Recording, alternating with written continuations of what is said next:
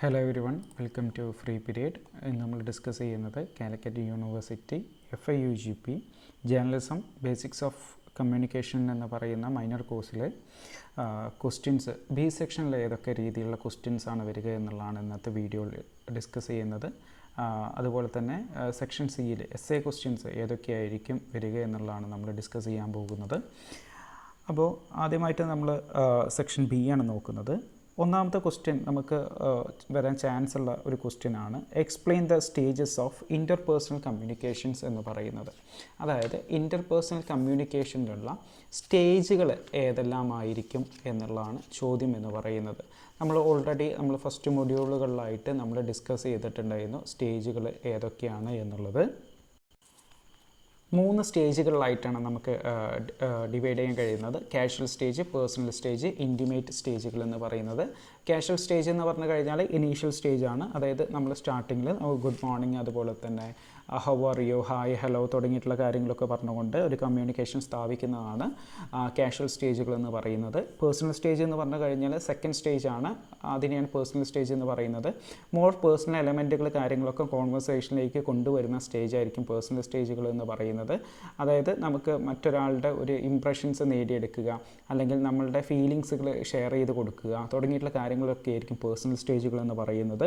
അടുത്തത് intimate സ്റ്റേജുകളാണ്. Intimate സ്റ്റേജുകൾ എന്ന് പറഞ്ഞു കഴിഞ്ഞാൽ നമ്മുടെ ക്ലോസ് ഫ്രണ്ട്സുമായിട്ട് നമ്മൾ ഷെയർ ചെയ്യുന്നത് നമ്മളുടെ ഒരു റിലേഷൻഷിപ്പിലൊക്കെ ആവുന്ന സമയത്ത്, അല്ലെങ്കിൽ നമ്മൾ ക്ലോസ്നെസ്, അല്ലെങ്കിൽ നമ്മളെ ഡിപ്പെൻഡ് ചെയ്യുന്ന കാര്യങ്ങൾ, അതുപോലെ തന്നെയുള്ള കാര്യങ്ങൾ ഷെയർ ചെയ്യുക, അതുപോലെ തന്നെ നമ്മൾ ഡീപ്പായിട്ടുള്ള ഇമോഷൻസ് ഷെയർ ചെയ്യുക തുടങ്ങിയുള്ള സ്റ്റേജുകളാണ് ഇൻറ്റിമേറ്റ് സ്റ്റേജുകൾ എന്ന് പറയുന്നത്. അപ്പോൾ casual stage, personal stage, intimate stage, ഇങ്ങനെ 3 സ്റ്റേജുകളായിട്ടാണ് ഒരു ഇൻ്റർപേഴ്സണൽ കമ്മ്യൂണിക്കേഷനെ ഡിവൈഡ് ചെയ്യുന്നത്. അതുപോലെ തന്നെ ഈ ക്വസ്റ്റ്യനിൽ എന്താണ് ഇൻ്റർപേഴ്സണൽ കമ്മ്യൂണിക്കേഷൻ എന്നുള്ള കാര്യം കൂടി നിങ്ങൾ ഉൾപ്പെടുത്തണം. ഇൻ്റർപേഴ്സണൽ കമ്മ്യൂണിക്കേഷൻ എന്ന് പറഞ്ഞു കഴിഞ്ഞാൽ ഫേസ് ടു ഫേസ് കമ്മ്യൂണിക്കേഷനാണ് between 2 persons or more in close physical proximity എന്നുള്ളതാണ്. അതായത് വളരെ നിയർ ബൈ ആയിട്ട്, വളരെ എടുത്തു നിന്നുകൊണ്ട് രണ്ടിലധികം ആളുകൾ തമ്മിൽ സംസാരിക്കുന്നതാണ്, ഫേസ് ടു ഫേസ് സംസാരിക്കുന്നതാണ് ഇൻ്റർപേഴ്സണൽ കമ്മ്യൂണിക്കേഷൻസ് എന്ന് പറയുന്നത്. ഈ ഇൻ്റർപേഴ്സണൽ കമ്മ്യൂണിക്കേഷനെ ഡയാഡിക് കമ്മ്യൂണിക്കേഷൻ എന്ന് പറയുന്ന പേരിലും കൂടി അറിയപ്പെടുന്നുണ്ട്. ചിലപ്പോൾ ഷോർട്ട് ആൻസർ സെക്ഷൻ എയിൽ ചോദിക്കുന്ന ചോദ്യം ഡയാഡിക് കമ്മ്യൂണിക്കേഷൻ എന്ന് പറയുന്ന ചോദ്യം ചിലപ്പോൾ വരാവുന്നതും ആണ്. ഓക്കെ, ഈ കാര്യങ്ങൾ നോക്കുക. രണ്ടാമത്തത് explain how to prepare a profile എന്നുള്ളതാണ്. ഒരു പ്രൊഫൈൽ എങ്ങനെയെല്ലാമാണ് രൂപീകരിക്കുക, അല്ലെങ്കിൽ നമ്മളെങ്ങനെയാണ് ഉണ്ടാക്കേണ്ടത് എന്നുള്ള കാര്യങ്ങളാണ് അടുത്ത സെക്കൻഡ് ക്വസ്റ്റ്യനായിട്ട് വരാൻ ചാൻസ് ഉള്ളത്. പ്രൊഫൈൽ എന്ന് പറഞ്ഞു കഴിഞ്ഞാൽ is a brief and descriptive summary that highlights key aspect of a person, organisation or entity എന്നുള്ളതാണ്. അതായത് പ്രൊഫൈൽ എന്ന് പറയുന്നത് ഒരു ബ്രീഫായിട്ടുള്ള ഒരു ഡിസ്ക്രിമിനേഷനാണ്. എന്തെന്ന് പറയുന്നത്, പ്രൊഫൈൽ എന്ന് പറയുന്നത് ഒരാളെക്കുറിച്ച്, അല്ലെങ്കിൽ ഒരു പേഴ്സൺ, ഒരു ഓർഗനൈസേഷൻ തുടങ്ങിയിട്ടുള്ള തുടങ്ങിയുള്ള കാര്യങ്ങളെക്കുറിച്ച് ഒരു ബ്രീഫായിട്ടുള്ള ഒരു ചെറിയ ഒരു ഡിസ്ക്രിപ്റ്റീവായിട്ടുള്ള സമ്മറിയാണ് എന്തെന്ന് പറയുന്നത് പ്രൊഫൈൽ എന്ന് പറയുന്നത്. ഇതിലെന്ത് ചെയ്യും, it provides an overview of important informations. അതായത് ഏറ്റവും ഇമ്പോർട്ടൻ്റ് ആയിട്ടുള്ള ഇൻഫർമേഷൻസിനെ കുറിച്ച് ഒരു ഓവർവ്യൂ, ഒരു ധാരണ ഉണ്ടാക്കി കൊടുക്കുന്ന ഒന്നായിരിക്കും പ്രൊഫൈലുകൾ എന്ന് പറയുന്നത്. Such as background, achievements, skill and goals, ഈ തുടങ്ങിയുള്ള കാര്യങ്ങളൊക്കെ. അതായത് ഒരു കാര്യത്തിൻ്റെ ബാക്ക്ഗ്രൗണ്ടുകൾ, അച്ചീവ്മെൻറ്റ്സുകൾ, സ്കില്ലുകൾ, ഗോളുകൾ തുടങ്ങിയുള്ള കാര്യങ്ങളൊക്കെ എന്ത് ചെയ്യും, ഇതിൽ ഉൾപ്പെടുത്തും. ഇതിൽ സോഷ്യൽ മീഡിയ ബയോസിൽ ഉൾപ്പെടുത്തുന്നതിന് വേണ്ടിയിട്ട് പ്രൊഫഷണൽ നെറ്റ്വർക്കിംഗ് സൈറ്റുകൾ, അതായത് ഓരോ വെബ്സൈറ്റുകൾ, റെസ്യൂമേഴ്സ്, കമ്പനി വെബ്സൈറ്റുകൾ തുടങ്ങിയുള്ള കാര്യങ്ങളിലൊക്കെയാണ് പ്രൊഫൈൽ കൂടുതലായിട്ടും ഉപയോഗിക്കുന്നത്. ഇനി എങ്ങനെയാണ് ഒരു പ്രൊഫൈൽ കൂടുതലായിട്ട് ഉപയോഗിക്കുമ്പോൾ ശ്രദ്ധിക്കേണ്ട കാര്യങ്ങൾ? ഒന്ന്, identify your purpose and audience. നിങ്ങളുടെ പർപ്പസ് എന്താണ്, എന്തിനു വേണ്ടിയിട്ടാണ്, ഏത് ഓഡിയൻസിന് വേണ്ടിയിട്ടാണ് എന്നുള്ളത് നിങ്ങൾ ആദ്യം മനസ്സിലാക്കണം. Craft and attention grabbing introduction, അതായത് നമുക്കൊരു നല്ലൊരു ഇൻട്രൊഡക്ഷൻ, അതായത് കണ്ടു കഴിഞ്ഞാൽ തന്നെ ഒന്ന് വായിക്കാൻ തോന്നുന്ന രീതിയിലുള്ള ഇൻട്രൊഡക്ഷൻസ് കൊടുക്കണം. Highlight key achievements and skill, അതായത് പ്രധാനപ്പെട്ട അച്ചീവ്മെൻറ്റ്സുകളും അതുപോലെ തന്നെ നേട്ടങ്ങളും കഴിവുകളും കാര്യങ്ങളൊക്കെ എന്ത് ചെയ്യണം, കൊടുക്കണം. Showcase your personality and values, നിങ്ങളുടെ പേഴ്സണാലിറ്റി, നിങ്ങളെങ്ങനെയാണ് നിങ്ങളുടെ വ്യക്തി എന്നുള്ളത്, നിങ്ങളുടെ വാല്യൂസ്, എന്തൊക്കെ കാര്യങ്ങൾക്കാണ് നിങ്ങൾ മുൻഗണന കൊടുക്കുന്നത്, നിങ്ങളുടെ പാഷൻസ് എന്തൊക്കെയാണ് തുടങ്ങിയുള്ള കാര്യങ്ങളൊക്കെ നിങ്ങൾ ഇതിൽ ഉൾപ്പെടുത്തണം. Use clear and concise language, വളരെ സ്ട്രൈറ്റ് ഫോർവേഡ് ആയിട്ടുള്ള ലാംഗ്വേജുകൾ ഉപയോഗിക്കണം, ജാർഗണുകൾ ഉപയോഗിക്കരുത്. അതൊരു ജാർഗൺ എന്ന് പറയുന്നത് ഒരു സെക്ഷൻ എയിൽ ചോദിക്കാവുന്ന ഒരു ചോദ്യമാണ്. ജാർഗൺ എന്ന് പറഞ്ഞു കഴിഞ്ഞാൽ ടെക്നിക്കൽ ടേമുകളാണ് ജാർഗൺ എന്ന് പറയുന്നത്. ടെക്നിക്കൽ ടേമുകൾ സ്വാഭാവികമായിട്ടും മറ്റൊരു വ്യക്തിക്ക് മനസ്സിലാവണമെന്നില്ല. അത്തരത്തിലുള്ള വേർഡുകളാണ് ജാർഗൺസ് എന്ന് പറയുന്നത്. അപ്പോൾ ജാർഗൺസും കാര്യങ്ങളൊക്കെ ഉപയോഗിക്കാതിരിക്കുക. പ്രൂഫ് റീഡ് ആൻഡ് എഡിറ്റ് എന്നുള്ളതാണ് അടുത്ത point. Proof read and edit എന്ന് പറഞ്ഞു കഴിഞ്ഞാൽ നമ്മൾ തയ്യാറാക്കിയിട്ടുള്ള ആ ഭാഗം നമ്മൾ എന്ത് ചെയ്യണം, അത് വായിച്ചു നോക്കണം, കൃത്യമായിട്ട് വായിച്ചു നോക്കണം, അതിനെക്കുറിച്ച് ഒന്നും കൂടി റീറൈറ്റ് ചെയ്യണം, തുടങ്ങിയ കാര്യങ്ങളൊക്കെ ചെയ്യുക. അടുത്ത ക്വസ്റ്റ്യൻ എന്ന് പറയുന്നത് cinema speak A universal language, review this statement with examples എന്നുള്ളതാണ്. സിനിമ ഒരു യൂണിവേഴ്സൽ ലാംഗ്വേജ് ആണ്, അതൊന്ന് ഈ സ്റ്റേറ്റ്മെൻറ്റ് റിവ്യൂ ചെയ്യുക വിത്ത് എക്സാമ്പിൾ വെച്ചുകൊണ്ട്. അപ്പോൾ ഈ ചോദ്യത്തിൽ നിങ്ങൾക്ക് പൊട്ടൻഷ്യൽ ഓഫ് ഫിലിം എന്ന് പറയുന്ന ഭാഗത്തിൽ കൊടുത്തിട്ടുള്ള powerful story telling, culture reflection and influence, entertainment, technological innovations, education tool, platform for diverse voices, global reach തുടങ്ങിയുള്ള പോയിന്റുകൾ നിങ്ങൾക്ക് എന്ത് ചെയ്യാൻ കഴിയും, എഴുതാൻ കഴിയും. അതായത് ഒരു സിനിമ എന്ന് പറയുന്നത് യൂണിവേഴ്സൽ ലാംഗ്വേജുകളാണ് സ്പീക്ക് ചെയ്യുന്നത്. ഇപ്പോൾ വിഷ്വൽ സ്റ്റോറി ടെല്ലിംഗ് ആയിരിക്കും. അതായത് ഒരു പവർഫുൾ സ്റ്റോറി ടെല്ലിംഗ് എല്ലാ സമയത്തും ഒരു സിനിമയ്ക്ക് ഉണ്ടായിരിക്കും. ഇപ്പോൾ ലൈഫ് ഓഫ് പൈ എന്ന് പറയുന്ന സിനിമയാണെന്നുണ്ടെങ്കിൽ, ആട്ടം എന്ന് തുടങ്ങിയിട്ടുള്ള സിനിമകളാണെന്നുണ്ടെങ്കിൽ കൃത്യമായിട്ട് ലോകത്തുള്ള സപ്രസ് ചെയ്യുന്ന ആളുകളുടെ പ്രശ്നങ്ങളൊക്കെ കൃത്യമായിട്ട് നമുക്ക് റിലേറ്റ് ചെയ്യാനും അതുമായി ബന്ധപ്പെട്ടുള്ള കാര്യങ്ങളൊക്കെ മനസ്സിലാക്കാനൊക്കെ സാധിക്കും. കൾച്ചറൽ റിഫ്ലക്ഷൻ ആൻഡ് ഇൻഫ്ലുവൻസ് എന്ന് പറഞ്ഞു കഴിഞ്ഞാൽ സൊസൈറ്റിയുടെ വാല്യൂസ്, ചാലഞ്ചുകൾ, ചേഞ്ചുകൾ തുടങ്ങിയുള്ള കാര്യങ്ങൾ മനസ്സിലാക്കാൻ പറ്റുന്നു. എൻ്റർടൈൻമെൻ്റ് ആയിട്ടുള്ള കാര്യങ്ങൾ, വളരെ റിലാക്സ്ഡ് ആയിട്ടുള്ള എൻ്റർടൈൻമെൻ്റ് ആയിട്ടുള്ള കാര്യങ്ങൾ നമുക്ക് മനസ്സിലാക്കാൻ സാധിക്കുന്നു, അല്ലെങ്കിൽ നമുക്ക് അതുപോലെ ചെയ്യാൻ സാധിക്കുന്നു. ടെക്നോളജിക്കൽ ഇന്നോവേഷൻസ്, അതായത് പുതിയ രീതിയിലുള്ള ടെക്നോളജി, പുതിയ രീതിയിലുള്ള ഇമ്മേഴ്സീവ് ആയിട്ടുള്ള എക്സ്പീരിയൻസിന് വേണ്ടിയിട്ട് പുതിയ ടെക്നോളജികൾ, അഡ്വാൻസ്ഡ് ആയിട്ടുള്ള ടെക്നോളജികൾ ഉപയോഗപ്പെടുത്തുന്നു. എഡ്യൂക്കേഷണൽ ടൂളുകളാണ്, അതായത് ഹിസ്റ്ററിനെ കുറിച്ച്, കൾച്ചേഴ്സിനെ കുറിച്ച്, കറണ്ട് ഇവൻറ്റിനെ കുറിച്ചിട്ടൊക്കെ നമുക്ക് മനസ്സിലാക്കാൻ സാധിക്കുന്നുണ്ട് പല കാര്യങ്ങളും. പ്ലാറ്റ്ഫോം ഫോർ ഡൈവേഴ്സ് വോയിസസ് എന്നുള്ളതാണ്. എന്ന് വെച്ച് കഴിഞ്ഞാൽ പല അതായത് under represented voices to share their stories and perspectives എന്നുള്ളതാണ്. എന്ന് വെച്ച് കഴിഞ്ഞാൽ പല രീതിയിലുള്ള സപ്രസ് ചെയ്യപ്പെടുന്ന ആളുകൾക്ക് അവരുടെ കാര്യങ്ങളൊക്കെ നമുക്ക് അറിയുന്നതിനും, പല വ്യക്തികൾ, അതുപോലെ തന്നെ പല കമ്മ്യൂണിറ്റികൾ തുടങ്ങിയിട്ടുള്ള അവരെക്കുറിച്ചൊക്കെ അറിയുന്നതിനൊക്കെ സിനിമകൾ നമ്മൾ സഹായിക്കുന്നുണ്ട്. ഗ്ലോബൽ റീച്ചുകൾ, അതായത് ലോകത്തിൻ്റെ ഏത് ഭാഗങ്ങളിൽ നിന്നുള്ള കണ്ടൻറ്റുകളും സിനിമകളൊക്കെ നമുക്ക് അറിയുന്നതിന് വേണ്ടി സാധിക്കുന്നു. ഇതൊക്കെയാണ് cinema speaks a universal language എന്ന് പറയുന്ന ചോദ്യത്തിൽ ആൻസറായിട്ട് വരുന്നത്. അടുത്തത് how does the interactivity of the new media help one's day to day life എന്നുള്ളതാണ്. എന്ന് വെച്ച് കഴിഞ്ഞാൽ നമ്മളുടെ ഡേ ടു ഡേ ലൈഫിൽ എങ്ങനെയൊക്കെയാണ് ഒരു ഇൻട്രാക്ടിവിറ്റി, ന്യൂ മീഡിയയുടെ ഇൻട്രാക്ടിവിറ്റി ഏതൊക്കെ രീതിയിലാണ് നമ്മളെ ഹെൽപ്പ് ചെയ്യുന്നത് എന്നുള്ള ചോദ്യമാണ്. നിങ്ങൾക്കത് ന്യൂ മീഡിയ എന്ന് പറയുന്നത് നമ്മൾ ഉപയോഗിക്കുന്ന ഒരു കാര്യമാണ്. വാട്സപ്പ് തുടങ്ങിയുള്ള കാര്യങ്ങൾ നമുക്ക് ഇൻഫർമേഷൻസ് പാസ് ചെയ്യുന്നതിന് വേണ്ടിയിട്ട്, ഏറ്റവും സിമ്പിളായിട്ട് കമ്മ്യൂണിക്കേഷൻസ് നടത്തുന്നതിന് വേണ്ടിയിട്ടൊക്കെ ന്യൂ മീഡിയാസ് തുടങ്ങിയുള്ള കാര്യങ്ങൾ നമ്മൾ ഉപയോഗിക്കുന്നുണ്ട്. ആ ന്യൂ മീഡിയാസ് ഉപയോഗിക്കുന്നത് വഴി പെട്ടെന്ന് തന്നെ ഒരു ആശയവിനിമയം നടത്തുന്നുണ്ട്. അതുപോലെ തന്നെയുള്ള പല കാര്യങ്ങൾക്കും നമ്മളെ ഹെൽപ്പ് ചെയ്യുന്നുണ്ട്. അതുപോലെ തന്നെ ഡിജിറ്റൽ മീഡിയ എന്ന് പറയുന്നത് തന്നെയാണ് ന്യൂ മീഡിയ എന്ന് പറയുന്നത്. എൻഹാൻസ്ഡ് ലേണിംഗ് ആൻഡ് എഡ്യൂക്കേഷൻ, നമ്മളുടെ ലേണിങ്ങിനും എഡ്യൂക്കേഷനും വേണ്ടി സഹായിക്കുന്നുണ്ട്. എക്കണോമിക്കൽ ഓപ്പർച്യൂണിറ്റീസിന് വേണ്ടി സഹായിക്കുന്നുണ്ട്. ക്രിയേറ്റീവ് എക്സ്പ്രഷൻസ്, നമ്മൾ അഭിപ്രായ സ്വാതന്ത്ര്യത്തിന് വേണ്ടിയിട്ട് നമ്മൾ സഹായിക്കുന്നുണ്ട്. Real time communication and engagement, അതായത് അറ്റ് എ ടൈം തന്നെ നമുക്ക് എന്ത് ചെയ്യാൻ പറ്റും, കമ്മ്യൂണിക്കേഷൻസ് നടത്തുന്നതിന് വേണ്ടി സഹായിക്കുന്നുണ്ട്. അതുപോലെ തന്നെ ഇൻട്രാക്ടിവിറ്റി ആൻഡ് യൂസർ ജനറേറ്റഡ് കണ്ടൻറ്റുകൾ, അതായത് നമുക്ക് സ്വയം കണ്ടൻറ്റുകൾ നിർമ്മിക്കുന്നതിനും അത് ഷെയർ ചെയ്യുന്നതിനുള്ള കാര്യങ്ങളൊക്കെ നമുക്ക് ഒരു ന്യൂ മീഡിയയിലൂടെ ലഭിക്കുന്നുണ്ട്. എൻ്റർടൈൻമെൻറ്റ് ഡൈവേഴ്സിറ്റി, അതായത് വൈവിധ്യമാർന്നിട്ടുള്ള എൻ്റർടൈൻമെൻ്റ് ആയിട്ടുള്ള കാര്യങ്ങളൊക്കെ നമുക്ക് നോക്കാൻ, അനുഭവിക്കാനൊക്കെ ഇതിലൂടെ സാധിക്കുന്നുണ്ട്. ഒരു ന്യൂ മീഡിയ അല്ലെങ്കിൽ ഇലക്ട്രോണിക് മീഡിയ, ഡിജിറ്റൽ മീഡിയയിലൊക്കെ സാധിക്കുന്നുണ്ട്. അപ്പോൾ ഈ പോയിൻറ്റുകളൊക്കെ നിങ്ങൾക്ക് എന്ത് ചെയ്യാം, ഡേ ടു ഡേ ലൈഫിൽ ഉപയോഗപ്പെടുത്താവുന്ന കാര്യങ്ങളാണ്. ഈ പോയിൻറ്റുകളൊക്കെ നിങ്ങൾക്ക് എഴുതാവുന്നതാണ്. അടുത്ത explain the 7 C's of communications എന്ന് പറയുന്ന ക്വസ്റ്റ്യനാണ്. ഈ 7 C's ഓഫ് കമ്മ്യൂണിക്കേഷൻ എന്ന് പറയുന്ന ഭാഗത്തുനിന്ന് മേ ബി ഏത് സികളും ഏത് പോയിൻറ്റുകളും വേണമെന്നുണ്ടെങ്കിൽ എന്ത് ചെയ്യാം, ചോദ്യങ്ങളായിട്ട് വരാവുന്നതാണ്. 7 C's ഓഫ് കമ്മ്യൂണിക്കേഷൻ എന്ന് പറഞ്ഞു കഴിഞ്ഞാൽ ഒരു കമ്മ്യൂണിക്കേഷനിൽ ഏറ്റവും പ്രധാനമായിട്ട് ഉപയോഗിക്കേണ്ട, കമ്മ്യൂണിക്കേഷനിൽ ഉൾപ്പെടുത്തേണ്ട കാര്യങ്ങളാണ്. ഒന്ന് കംപ്ലീറ്റ്നെസ്, കറക്റ്റ്നെസ്, കൺസിസ്റ്റൻസ്, അതുപോലെ തന്നെ കേർട്ടസി, ക്ലാരിറ്റി, കൺസിഡറേഷൻ, അതുപോലെ തന്നെ കറക്റ്റ്നെസ് തുടങ്ങിയിട്ടുള്ള കാര്യങ്ങളാണ് എന്തെന്ന് പറയുന്നത് 7 C's ഓഫ് കമ്മ്യൂണിക്കേഷൻസ് എന്ന് പറയുന്നത്. ഈ കാര്യങ്ങൾ ഓർക്കുക. അതുപോലെ തന്നെ എക്സ്പ്ലെയിൻ ചെയ്തിട്ടുള്ള ക്ലാസ്സുകൾ നിങ്ങൾക്ക് ചാനലിൽ ലഭ്യമാണ്. ഫസ്റ്റ് മൊഡ്യൂളിൻ്റെ ക്ലാസ്സുകൾ ചാനലിൽ ലഭ്യമാണ്. കാര്യങ്ങൾ നോക്കുക.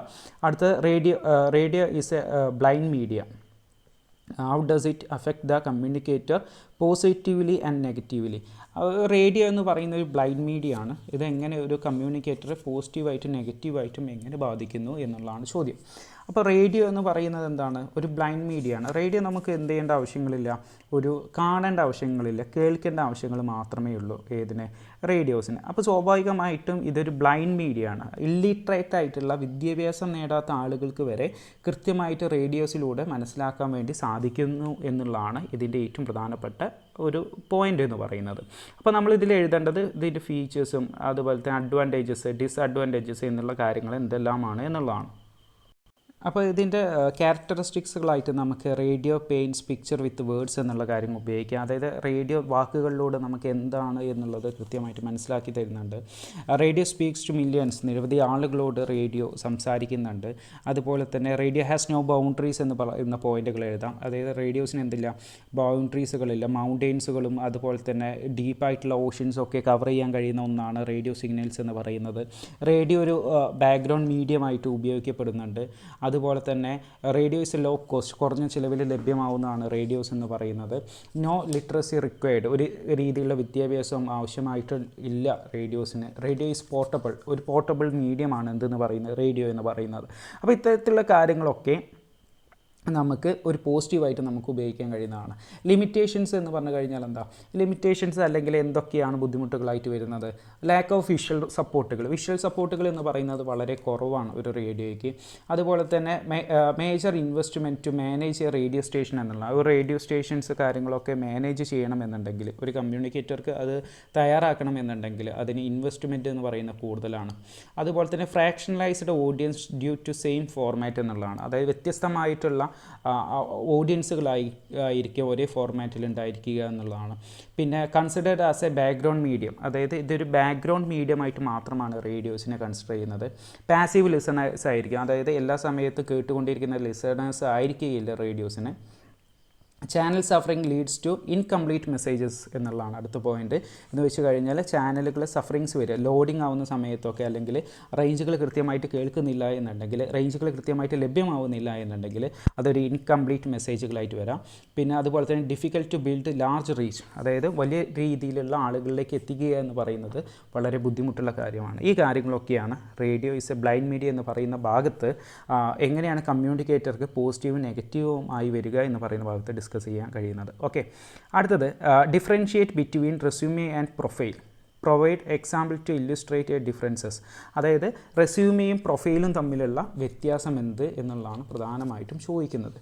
ആദ്യം നമ്മൾ എന്ത് ചെയ്യണം, റെസ്യൂമേ എന്താണെന്നുള്ളത് പറയണം. അതുപോലെ തന്നെ ദെൻ പ്രൊഫൈൽ എന്താണെന്നുള്ളതും നമ്മൾ പറയണം. എന്താണ് ആദ്യമായിട്ട് നമ്മൾ നോക്കുന്നത്, എന്താണ് ഒരു റെസ്യൂമേ എന്താണ് എന്നുള്ളതാണ്. റെസ്യൂമേ എന്ന് പറഞ്ഞു കഴിഞ്ഞാൽ നമ്മൾ ജോലികൾക്ക് വേണ്ടിയിട്ട് അതുപോലെ തന്നെയുള്ള കാര്യങ്ങൾക്ക് വേണ്ടി നൽകുന്നതാണ് എന്തെന്ന് പറയുന്നത്, റെസ്യൂമേ എന്ന് പറയുന്നത്. അതായത് ഒരു റെസ്യൂമേ എന്ന് പറയുന്നത് ഒരു ഡോക്യുമെൻ്റ് ആയിരിക്കും. That job applications use to summarise their works experience, educational background, achievements and special skills that are relevant to a job എന്നുള്ളതാണ്. ഒരു ജോലിക്ക് വേണ്ടിയിട്ടുള്ള എഡ്യൂക്കേഷണൽ ബാക്ക്ഗ്രൗണ്ടുകൾ, എക്സ്പീരിയൻസുകൾ, അച്ചീവ്മെൻറ്റ്സുകൾ, സ്പെഷ്യൽ സ്കില്ലുകൾ തുടങ്ങിയുള്ള കാര്യങ്ങളൊക്കെ വെച്ചിട്ടുള്ള ഒരു സമ്മറൈസ് ചെയ്തിട്ടുള്ള ഒരു ആപ്ലിക്കേഷൻസ് ആയിരിക്കും എന്തെന്ന് പറയുന്നത്, റെസ്യൂമേസ് എന്ന് പറയുന്നത്. ഓക്കെ, അത് ഡീറ്റെയിൽഡ് ആയിട്ടുള്ള ഒരു എംപ്ലോയർക്ക് കൊടുക്കുന്ന ഡീറ്റെയിൽഡ് ഇൻഫർമേഷൻസ് കൂടിയായിരിക്കും എന്തെന്ന് പറയുന്നത്, റെസ്യൂമേസ് എന്ന് പറയുന്നത്. ഈ റെസ്യൂമേസിൽ എന്തൊക്കെ കാര്യങ്ങളാണ് ഉൾപ്പെടുക? റെസ്യൂമേസിൽ ഉൾപ്പെടുന്ന കാര്യങ്ങൾ contact informations, professional summary or objective, work എക്സ്പീരിയൻസുകൾ, എഡ്യൂക്കേഷൻസ്, അതുപോലെ തന്നെ സ്കില്ല്, അച്ചീവ്മെൻറ്റ്സുകൾ, സർട്ടിഫിക്കേഷൻസ് തുടങ്ങിയുള്ള കാര്യങ്ങളാണ് ഒരു റെസ്യൂമേയിൽ ഉൾപ്പെടുക. പ്രൊഫൈൽ എന്താണെന്നുള്ളത് നമ്മൾ എന്ത് ചെയ്യുന്നു, ഡിസ്കസ് ചെയ്തിട്ടുണ്ടായിരുന്നു ഷോർട്ടസ്റ്റ് ക്വസ്റ്റ്യനിൽ. അപ്പോൾ പ്രൊഫൈൽ ആ കാര്യങ്ങളും നോക്കുക. അപ്പോൾ ഇത് രണ്ടും താരതമ്യം ചെയ്ത് എഴുതുന്ന ഒരു ക്വസ്റ്റ്യൻസ് നമുക്ക് എക്സ്പെക്റ്റ് ചെയ്യാൻ കഴിയുന്നതാണ്. ഓക്കെ, അടുത്തത് explain the characteristics of print media. ഒരു പ്രിൻറ്റ് മീഡിയയ്ക്ക് വരുന്ന അല്ലെങ്കിൽ പ്രിൻറ്റ് മീഡിയയുടെ ക്യാരക്ടറിസ്റ്റിക്സ് എന്തെല്ലാമാണ് എന്നുള്ള ഒരു ചോദ്യമാണ് അടുത്തതായിട്ട് ഉണ്ടാവാൻ ചാൻസ് ഉള്ളത്. നമുക്ക് ഓൾറെഡി അറിയാം പ്രിൻറ്റ് മീഡിയ എന്താണെന്നുള്ളത്. ഈ പ്രിൻറ്റ് മീഡിയയുടെ ക്യാരക്ടറിസ്റ്റിക് എന്ന് പറഞ്ഞു കഴിഞ്ഞാൽ ആദ്യത്തെ പോയിൻ്റ് എന്ന് പറയുന്നത് നമുക്ക് പെർമനൻസ് ആയിരിക്കും, ക്രെഡിബിലിറ്റി, വൈഡ് റീച്ച്, അതുപോലെ തന്നെ ഇൻഡെപ്ത് റിപ്പോർട്ടിങ്, ടാർഗറ്റഡ് അഡ്വർടൈസിങ്, അതുപോലെ തന്നെ എസ്തറ്റിക് അപ്പീല് തുടങ്ങിയുള്ള കാര്യങ്ങളാണ് എന്തെന്ന് പറയുന്നത് ഒരു പ്രിൻറ്റ് മീഡിയയുടെ ക്യാരക്ടറിസ്റ്റിക്സ് എന്ന് പറയുന്നത്. മൂന്നാമത്തെ മൊഡ്യൂളിൽ വരുന്ന ഒരു ചോദ്യമാണത്. ഓക്കെ, അടുത്തത് what are the basic elements of communication. ഒരു കമ്മ്യൂണിക്കേഷൻ്റെ ബേസിക് ആയിട്ടുള്ള എലമെൻറ്റ്സുകൾ എന്തെല്ലാമാണെന്നുള്ള ഒരു ക്വസ്റ്റ്യൻസ് നിങ്ങൾക്ക് പ്രതീക്ഷിക്കാവുന്നതാണ്. ബേസിക് എലമെൻറ്റ്സിൽ നമുക്ക് സോഴ്സ്, റിസീവർ, കോണ്ടെക്സ്റ്റ്, അതുപോലെ തന്നെ message, channel, noise, encoding, decoding, feedback, effect തുടങ്ങിയിട്ടുള്ള കാര്യങ്ങളാണ് എന്തെന്ന് പറയുന്നത് ഒരു ബേസിക് എലമെൻറ്റ്സ് ഓഫ് കമ്മ്യൂണിക്കേഷൻസ് എന്ന് പറയുന്നത്. ഈ കാര്യങ്ങളും വരാം. ഓക്കെ, അപ്പോൾ ഒരു സോഴ്സ് എന്ന് പറഞ്ഞു കഴിഞ്ഞാൽ എന്താണ്? സോഴ്സ് എന്ന് പറഞ്ഞു കഴിഞ്ഞാൽ കമ്മ്യൂണിക്കേഷൻ ചെയ്യുന്ന ആളാണ്, ഉറവിടമാണ് സോഴ്സ് എന്ന് പറയുന്നത്. റിസീവർ എന്ന് പറയുന്നത് ആ കമ്മ്യൂണിക്കേഷൻ ആരോടാണ് സംസാരിക്കുന്നത് അദ്ദേഹമാണ് റിസീവർ എന്ന് പറയുന്നത്. കോണ്ടെക്സ്റ്റ് എന്ന് പറഞ്ഞു കഴിഞ്ഞാൽ ഏത് സാഹചര്യത്തിൽ നിന്നാണ്, ഏത് സിറ്റുവേഷനിൽ നിന്നാണ് കമ്മ്യൂണിക്കേഷൻ ചെയ്യുന്നതാണ് കോണ്ടെക്സ്റ്റ് എന്ന് പറയുന്നത്. മെസ്സേജ് എന്ന് പറഞ്ഞു കഴിഞ്ഞാൽ എന്താണ് നമ്മൾ പറയുന്ന കാര്യങ്ങൾ, അതാണ് മെസ്സേജുകൾ. ചാനൽ എന്ന് പറഞ്ഞു കഴിഞ്ഞാൽ നിങ്ങൾ എവിടെ നിന്നാണോ അല്ലെങ്കിൽ നിങ്ങൾ ഏത് രീതിയിലാണ് കമ്മ്യൂണിക്കേഷൻ ചെയ്യുന്നത്, ഏത് മീഡിയം ഉപയോഗിച്ചാണ് കമ്മ്യൂണിക്കേഷൻ ചെയ്യുന്നത്, അതാണ് ചാനൽ എന്ന് പറയുന്നത്. നോയ്സ് എന്ന് പറയുന്നത് കമ്മ്യൂണിക്കേഷനിൽ ഡിസ്ട്രാക്റ്റ് ചെയ്യുന്ന എല്ലാ കാര്യങ്ങളെയും നോയ്സുകൾ എന്നാണ് പറയുന്നത്. എൻകോഡിംഗ്, നിങ്ങൾ പറയുന്ന കാര്യങ്ങൾ ഒരു കോഡ് രൂപത്തിലാക്കി മാറ്റുന്നതാണ് എൻകോഡിംഗ് എന്ന് പറയുന്നത്. ഡീകോഡിംഗ് എന്ന് പറഞ്ഞു കഴിഞ്ഞാൽ ആ കോഡ് രൂപം നിങ്ങൾ മനസ്സിലാക്കുന്നതാണ് ഡീകോഡിംഗ് എന്ന് പറയുന്നത്, അണ്ടർസ്റ്റാൻഡ് ചെയ്യുന്നതാണ് ഡീകോഡിംഗ് എന്ന് പറയുന്നത്. ഫീഡ്ബാക്ക് എന്ന് പറയുന്നത് റിസീവർ നിങ്ങൾക്ക് നൽകുന്ന മറുപടിയാണ്. അതായത് നിങ്ങൾ ഒരു മെസ്സേജ് സെൻഡ് ചെയ്ത് കഴിഞ്ഞതിന് ശേഷം റിസീവർക്ക് മനസ്സിലായിട്ടുള്ള ഒരു റീപ്ലേ ആണ് എന്തെന്ന് പറയുന്നത് ഫീഡ്ബാക്ക് എന്ന് പറയുന്നത്. എഫക്റ്റ് എന്ന് പറഞ്ഞു കഴിഞ്ഞാൽ എന്താ, നിങ്ങൾ നടത്തിയിട്ടുള്ള കമ്മ്യൂണിക്കേഷൻ കൊണ്ട് എന്ത് മാറ്റങ്ങൾ ഉണ്ടാവുന്നു എന്നുള്ളതാണ് എന്തെന്ന് പറയുന്നത് എഫക്റ്റുകൾ എന്ന് പറയുന്നത്. ഇതെല്ലാമാണ് ഒരു ബേസിക് കമ്മ്യൂണിക്കേഷൻ എലമെൻറ്റുകൾ എന്ന് പറയുന്നത്. ഓക്കെ, അപ്പോൾ അടുത്ത ക്വസ്റ്റ്യൻ എന്ന് പറയുന്നത് what are the advantages and limitations of news paper എന്നുള്ളതാണ്. ഒരു ന്യൂസ് പേപ്പറിൻ്റെ അഡ്വാൻറ്റേജസും ഡിസ്അഡ്വാൻറ്റേജസും എന്തെല്ലാമാണ്, അല്ലെങ്കിൽ ലിമിറ്റേഷൻസ് എന്തെല്ലാമാണ് എന്നുള്ളതാണ് ക്വസ്റ്റ്യൻ എന്ന് പറയുന്നത്. അതിൽ അഡ്വാൻറ്റേജസിൽ നമുക്ക് എഴുതാൻ കഴിയുന്ന പോയിന്റുകൾ എന്ന് പറയുന്നത് news paper can report stories in details. News പേപ്പറിൽ ഒരു സ്റ്റോറീസ് അല്ലെങ്കിൽ വാർത്തകളൊക്കെ ഡീറ്റെയിൽ ആയിട്ട് കൊടുത്തിട്ടുണ്ടായിരിക്കും. അപ്പോൾ സ്വാഭാവികമായിട്ടും നമുക്ക് ഒരു റേഡിയോ അല്ലെങ്കിൽ ടെലിവിഷനിൽ നൽകുന്നതിനേക്കാളും ഡീറ്റെയിൽ ഇൻഫർമേഷൻസ് നമുക്ക് ന്യൂസ് പേപ്പറിലൂടെ മനസ്സിലാക്കാം. അതുപോലെ തന്നെ റീഡേഴ്സിന് to absorb news at their own speed and their schedule. അതായത് ഒരു റീഡേഴ്സിന് അവർക്ക് ഇഷ്ടമുള്ള സ്പീഡുകളിൽ അവർക്ക് ഇഷ്ടമുള്ള രീതികളിൽ വാർത്തകൾ വായിച്ച് മനസ്സിലാക്കാൻ സാധിക്കും. അതുപോലെ തന്നെ റീഡേഴ്സിന് സ്കിപ്പ് ചെയ്യാൻ പറ്റും items that do not interest them. അതായത് റീഡേഴ്സിന് താല്പര്യമില്ലാത്ത വാർത്തകളൊക്കെ അവർക്ക് എന്ത് ചെയ്യാൻ പറ്റും, സ്കിപ്പ് ചെയ്യാൻ സാധിക്കും. അതുപോലെ തന്നെ മറ്റേ അടുത്ത പോയിന്റ് എന്ന് പറയുന്നത് newspaper is cheaply available for less than the price of a cup of tea or coffee. ഒരു കപ്പ് ഓഫ് ടീനേക്കാളും കോഫീനേക്കാളും വളരെ ചീപ്പായിട്ടുള്ള പൈസയ്ക്ക് എന്ത് ലഭിക്കും, ന്യൂസ് പേപ്പർ ലഭിക്കുന്നതാണ്. അതുപോലെ തന്നെ A large number of people can be reached in A given geographical area. അതായത് എല്ലാ ജോഗ്രഫിക്കൽ ഏരിയാസിലോട്ടും എത്തുന്ന ഒരു കാര്യമാണ് ന്യൂസ് പേപ്പർ എന്ന് പറയുന്നത്. അതുപോലെ തന്നെ news paper can be easily recycled after reading. അത് റീഡിങ് കഴിഞ്ഞതിന് ശേഷം നമുക്ക് ഈസിലി ആയിട്ട് നമുക്ക് എന്ത് ചെയ്യാൻ പറ്റും, അത് റീസൈക്കിൾ ചെയ്യാൻ കഴിയും. അതുപോലെ തന്നെ ന്യൂസ് പേപ്പറിൻ്റെ എല്ലാ ന്യൂസിൻ്റെയും ഫസ്റ്റ് പാരഗ്രാഫിൽ ആ ന്യൂസ് എന്താണെന്നുള്ളത് ഇമ്പോർട്ടൻറ്റ് ഡീറ്റെയിൽസുകൾ നമുക്ക് മനസ്സിലാക്കാൻ കഴിയും. ഇതൊക്കെയാണ് എന്തെന്ന് പറയുന്നത് അഡ്വാൻറ്റേജസ് എന്ന് പറയുന്നത്. ഇനി ലിമിറ്റേഷൻസ് എന്തൊക്കെയാണെന്ന് ചോദിച്ചു കഴിഞ്ഞാൽ ന്യൂസ് പേപ്പറിന് ഒരു ഷോർട്ട് ലൈഫ് മാത്രമേ ഉള്ളൂ. അതായത് ഇമ്പോർട്ടൻറ്റ് ഇഷ്യൂസിനൊക്കെ ന്യൂസ് പേപ്പറിൽ ഒരു ഷോർട്ട് ലൈഫ് മാത്രമേ ഉള്ളൂ. ഒരു 24 മണിക്കൂർ മാത്രമേ എന്ത് ചെയ്യുന്നുള്ളൂ, ഒരു ന്യൂസ് പേപ്പറിൻ്റെ ലൈഫ് എന്ന് പറയുന്നത് മാത്രമേ ഉള്ളൂ. പക്ഷേ മറ്റൊരു ലിമിറ്റേഷൻസ് ആയിട്ട് പറയുകയാണെന്നുണ്ടെങ്കിൽ യങ്സ്റ്റേഴ്സ് ആയിട്ടുള്ള ആളുകൾ കൂടുതലായിട്ടും എന്തിനാണ് ന്യൂസ് പേപ്പർ വായിക്കുന്നത്, അത് ഞങ്ങൾക്ക് കൂടുതൽ എന്ത് ചെയ്യുന്നുണ്ട്, വളരെ ഫാസ്റ്റായിട്ട് ഡിജിറ്റൽ മീഡിയ വഴി ഞങ്ങൾക്ക് വാർത്തകൾ ലഭിക്കുന്നുണ്ട്. അപ്പോൾ ഞങ്ങൾ എന്ത് ചെയ്യാം, നമുക്ക് ഡിജിറ്റൽ മീഡിയ യൂസ് ചെയ്താൽ മതി, ഞങ്ങൾക്ക് എന്ത് ചെയ്യേണ്ട ആവശ്യമില്ല, ന്യൂസ് പേപ്പർ റീഡ് ചെയ്യേണ്ട ആവശ്യമില്ല, സ്മാർട്ട് ഫോണിലൂടെ ന്യൂസുകൾ അറിയാൻ കഴിയുന്നു. അപ്പോൾ ഇത്തരത്തിലുള്ള കാര്യങ്ങളൊക്കെയാണ് എന്തെന്ന് പറയുന്നത് ലിമിറ്റേഷൻസ് എന്ന് പറയുന്നത്. അതായത് റീഡേഴ്സ് കൂടുതലായിട്ടും ഡിജിറ്റൽ മീഡിയയെ ഡിപ്പെൻഡ് ചെയ്യുന്നു. യങ്സ്റ്റേഴ്സ് ആയിട്ടുള്ള ആളുകൾ പത്രങ്ങൾ വായിക്കുന്നില്ല, അവരും ഡിജിറ്റൽ മീഡിയനെ എന്ത് ചെയ്യുന്നു, ഡിപ്പെൻഡ് ചെയ്യുന്നു. ന്യൂസ് ചാനലുകളിൽ 24/7 ആയിട്ട് വാർത്തകൾ നൽകുന്നു. ഈ കാര്യങ്ങളൊക്കെ ഒരു ന്യൂസ് പേപ്പറിനുള്ള ലിമിറ്റേഷൻസ് ആണ്. ഓക്കെ, അടുത്ത ചോദ്യം എന്ന് പറയുന്നത് what are the strength and limitations of a radio as a mass medium. റേഡിയോൻ്റെ ക്യാരക്ടറിസ്റ്റിക്സും മറ്റു കാര്യങ്ങളുമാണ് ചോദിച്ചിട്ടുള്ളത്. റേഡിയോ അതിൻ്റെ ഒരു മാസ് മീഡിയത്തിൻ്റെ സ്ട്രെങ്ത്ത്, അതിൻ്റെ ലിമിറ്റേഷൻസ് എന്തൊക്കെയാണ് എന്നുള്ളതാണ് ചോദ്യം എന്ന് പറയുന്നത്. നമ്മൾ ഓൾറെഡി ഡിസ്കസ് ചെയ്തിട്ടുണ്ടായിരുന്നു strength and limitations of radio എന്ന് പറയുന്ന ഭാഗം. അപ്പോൾ ആ ഭാഗം ഒന്നുകൂടി എന്ത് ചെയ്താൽ മതി, നോക്കിയാൽ മതി. നമ്മൾ ഡിസ്കസ് ചെയ്തിട്ടുള്ള ചോദ്യം തന്നെയാണ് ക്വസ്റ്റ്യൻസ്. ഓക്കെ, ഇനി അടുത്തതായിട്ട് നമ്മൾ ഡിസ്കസ് ചെയ്യുന്നത് സെക്ഷൻ ബി ആണ്. സെക്ഷൻ സി ആണ്. സെക്ഷൻ സി എന്ന് പറയുന്നത് എസ് എ ക്വസ്റ്റ്യൻസ് ആണ്. എസ് എ ക്വസ്റ്റ്യൻസിൽ വരുന്ന ഭാഗം എന്ന് പറയുന്നത് ഫസ്റ്റത്തെ ക്വസ്റ്റ്യൻ എന്ന് പറയുന്നത് explain any 10 functions of communication with the help of real life examples എന്നുള്ളതാണ്.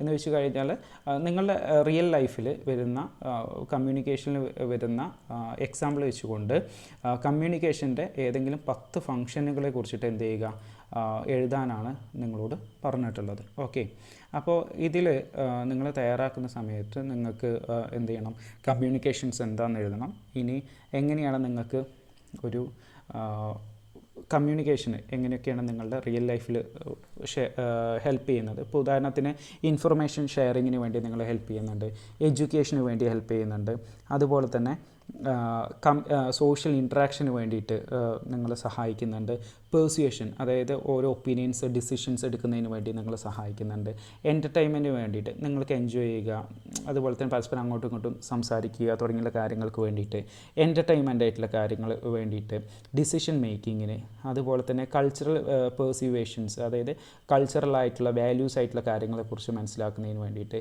ഇമോഷൻസ് എക്സ്പ്രഷൻസ് ചെയ്യുന്നതിന് വേണ്ടിയിട്ട്, മോട്ടിവേറ്റ് ആവുന്നതിന് വേണ്ടിയിട്ടൊക്കെ നിങ്ങളുടെ റിയൽ ലൈഫിൽ ഒരു കമ്മ്യൂണിക്കേഷൻസിൻ്റെ ഫങ്ഷൻസ് നിങ്ങൾക്ക് ഉൾപ്പെടുത്താൻ പറ്റും. ഈ കാര്യങ്ങളൊക്കെ നിങ്ങൾക്ക് അതിൽ എഴുതാവുന്നതാണ്. ഓക്കെ, അടുത്ത ചോദ്യം എന്ന് പറയുന്നത് എന്താണ്?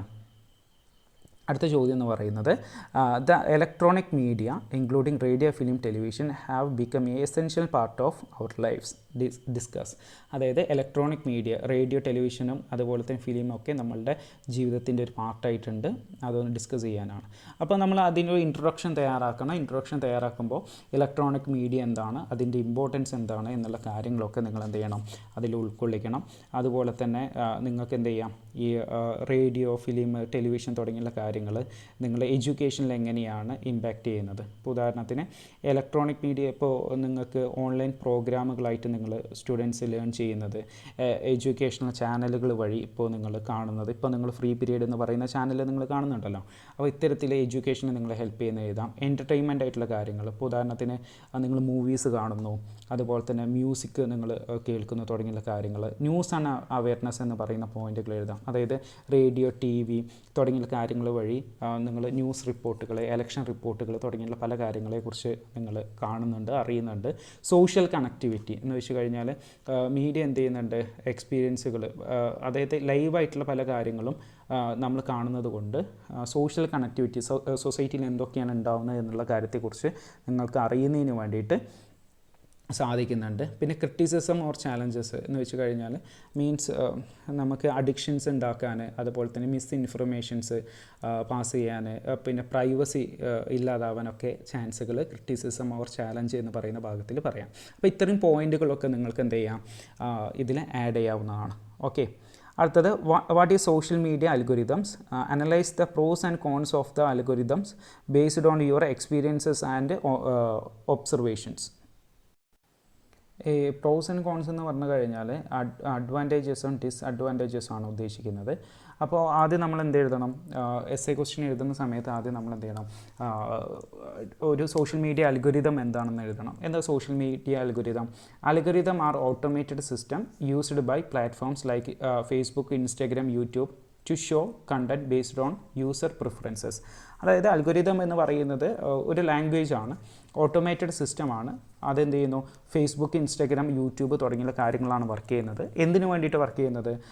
യൂസർ പ്രിഫറൻസിനനുസരിച്ച് നിങ്ങൾ ഉപയോഗിക്കുന്ന നിങ്ങളുടെ പ്രിഫറൻസിനനുസരിച്ച് കണ്ടൻറ്റുകൾ നിങ്ങൾക്ക് നൽകുന്നതിന് വേണ്ടിയിട്ടാണ് എന്ത് ചെയ്യുന്നത്, സോഷ്യൽ മീഡിയ അൽഗോരിതംസ് ഉപയോഗിക്കുന്നത്. ഇതിൻ്റെ ഒരു അഡ്വാൻറ്റേജസ് ആയിട്ട് പേഴ്സണലൈസ്ഡ് കണ്ടൻറ്റ്, ടൈം സേവിങ്, ഡിസ്കവറബിലിറ്റി, അതായത് നമുക്ക് ഡിസ്കവർ ചെയ്യാൻ കഴിയുന്നു, നമുക്ക് ഇഷ്ടത്തിനനുസരിച്ച് സെർച്ച് ചെയ്യാൻ കഴിയുന്നു. ടൈം സേവിങ്ങുകൾ എന്ന് വെച്ച് കഴിഞ്ഞാൽ റെലവൻ്റ് ആയിട്ടുള്ള പോസ്റ്റുകളൊക്കെ നമുക്ക് പെട്ടെന്ന് തന്നെ കിട്ടുന്നു, അതുകൊണ്ട് ടൈം സേവിങ് ആണ്. പേഴ്സണലൈസ്ഡ് കണ്ടൻറ്റ് എന്ന് വെച്ച് കഴിഞ്ഞാൽ നമ്മുടെ ഇൻട്രസ്റ്റിനനുസരിച്ചുള്ള കണ്ടൻറ്റുകളാണ് തരുന്നത്. ഇതൊക്കെ നമുക്ക് ഇതിൻ്റെ അഡ്വാൻറ്റേജസുകളായിട്ട് എഴുതാം. അതുപോലെ തന്നെ ഇതിന് കോൺസ് ആയിട്ട് അതല്ലെങ്കിൽ ഡിസ്അഡ്വാൻറ്റേജസ് ആയിട്ട് ഫിൽറ്റർ ബബിൾസ് ആയിട്ട് എന്ന് വെച്ച് കഴിഞ്ഞാൽ നിങ്ങൾ ലിമിറ്റഡ് ആയിട്ടുള്ള ചില കണ്ടൻറ്റുകൾ നിങ്ങൾക്ക് നൽകും. ചിലപ്പോൾ നിങ്ങൾ എഗ്രി കൊടുത്തു കഴിഞ്ഞാൽ മാത്രമേ നിങ്ങൾക്ക് ചില കണ്ടൻറ്റുകൾ നൽകുന്നുള്ളൂ, അങ്ങനത്തെ കാര്യങ്ങൾ എഴുതാം. അഡിക്ഷൻസ് എന്ന് വെച്ച് കഴിഞ്ഞാൽ കൂടുതലായിട്ടും അഡിക്റ്റഡ് ആയിട്ട് നിങ്ങൾ ഒരു കാര്യത്തിലേക്ക് നിങ്ങൾ പോകാനുള്ള ചാൻസുകൾ കൂടുതലാണ്, സോഷ്യൽ മീഡിയയിലേക്ക് പോകാനുള്ള ചാൻസുകൾ കൂടുതലാണ്, മിസ് ഇൻഫർമേഷൻസ് പാസ് ചെയ്യാനുള്ള ചാൻസുകൾ കൂടുതലാണ്. ഈ കാര്യങ്ങളൊക്കെ നിങ്ങൾക്ക് എന്ത് ചെയ്താം, ഈ ക്വസ്റ്റ്യനിൽ ആൻസർ ആക്കിയിട്ട് എഴുതാം. എക്സാമ്പിൾസ് എഴുതാം. അതായത് personalised ads on Instagram after searching for a product. അതായത് നിങ്ങളൊരു പ്രൊഡക്റ്റിനെ കുറിച്ച് സെർച്ച് ചെയ്ത് കഴിഞ്ഞതിന് ശേഷം ഇൻസ്റ്റാഗ്രാമിൽ നിങ്ങൾ ആ പരസ്യത്തെക്കുറിച്ച് കാണുന്നു എന്നുള്ള ഇതിൽ എക്സാമ്പിളാക്കി എഴുതാൻ പറ്റും. അതുപോലെ തന്നെ repeated political post on Facebook during elections എന്നുള്ള കാര്യങ്ങൾ എഴുതാം. അതായത് എലക്ഷൻ്റെ സമയത്ത് നിങ്ങൾ കണ്ടുകൊണ്ടിരിക്കുന്ന പോസ്റ്റുകൾ തന്നെ വീണ്ടും വീണ്ടും വീണ്ടും നിങ്ങളുടെ ഫേസ്ബുക്ക് ഇങ്ങനെ വന്നുകൊണ്ടിരിക്കുന്നു എന്നുള്ള കാര്യങ്ങളൊക്കെ എഴുതാൻ പറ്റും. അപ്പോൾ ഇത്രയും ക്വസ്റ്റ്യൻസ് എന്ന് പറയുന്നത് ഒരു നമുക്ക് എക്സാമിന് വരാൻ ചാൻസ് ഉള്ള മോഡലായിട്ടുള്ള ക്വസ്റ്റ്യൻസ് ആണ്. അപ്പോൾ ഇത്തരത്തിലുള്ള കാര്യങ്ങൾ ഒന്നുകൂടി റീഡ് ചെയ്ത് നോക്കുക. അതുപോലെ തന്നെ എസ്എ ക്വസ്റ്റ്യൻസ് എഴുതുമ്പോൾ നിർബന്ധമായിട്ടും first paragraph, second paragraph, third paragraph എന്നിങ്ങനെ കൊടുക്കുക. ഫസ്റ്റ് പാരഗ്രാഫിൽ ഒരു ഇൻട്രൊഡക്ഷൻ നിർബന്ധമായിട്ട് നൽകിയിരിക്കണം. ദെൻ അതിനെക്കുറിച്ചുള്ള എക്സ്പ്ലനേഷൻസ് ആയിരിക്കണം second paragraph. Then last paragraph എന്ന് പറയുന്നത് ഇതിനുള്ളൊരു കൺക്ലൂഷൻ ആയിരിക്കണം. ഓക്കെ, അപ്പോൾ എല്ലാവർക്കും all the very best. Thank you. ഇതിൻ്റെ ക്ലാസ്സുകൾ, ഡീറ്റെയിൽ ആയിട്ടുള്ള ക്ലാസ്സുകൾ യൂട്യൂബിൽ അവൈലബിൾ ആണ്. ഫ്രീ പീരീഡ് നമ്മുടെ ചാനലിൽ അവൈലബിൾ ആണ്, നിങ്ങൾക്ക് സെർച്ച് ചെയ്യാവുന്നതാണ്. എല്ലാ മൊഡ്യൂളിൻ്റെയും ഡീറ്റെയിൽ ആയിട്ടുള്ള ക്ലാസ്സുകൾ അവൈലബിൾ ആണ്. നോട്ട്സുകൾ ടെലഗ്രാം ചാനലിൽ അവൈലബിൾ ആണ്, ലിങ്ക് ഡിസ്ക്രിപ്ഷനിലുണ്ട്. എല്ലാവർക്കും ഡൗൺലോഡ് ചെയ്യാവുന്നതാണ്. Okay, thank you.